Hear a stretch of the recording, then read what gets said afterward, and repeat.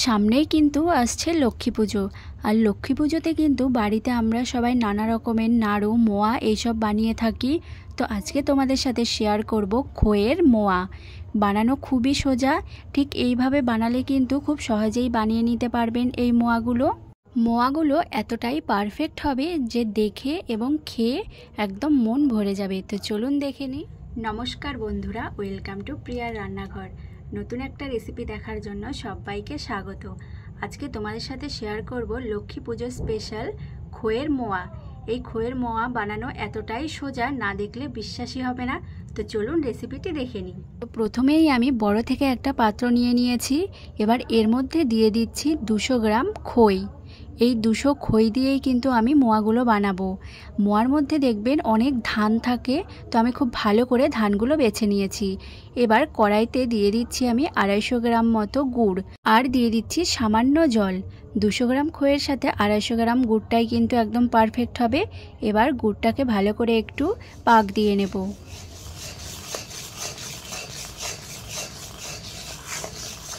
এইভাবে নাড়তে নাড়তে গুড়টা দেখুন একদম গলে গেছে আর সুন্দর ফুটে উঠেছে।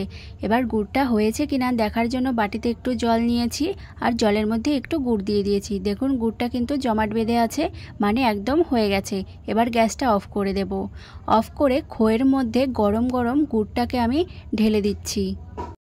গুড়টা দিয়েই কিন্তু এইভাবে সাথে সাথে নাড়তে হবে। অল্প অল্প গুড় দেব আর এইভাবে নাড়তে থাকবো।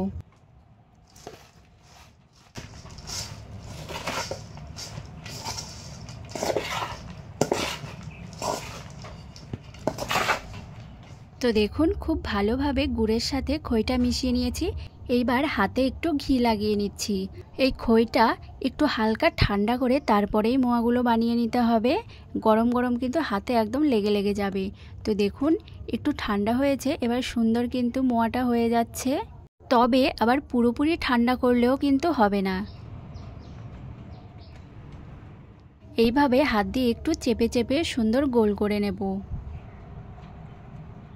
তো দেখুন কতটা সহজভাবে মোয়াগুলো বানিয়ে নিয়েছি। বাকি মোয়াগুলো ঠিক একইভাবেই বানিয়ে নিচ্ছি।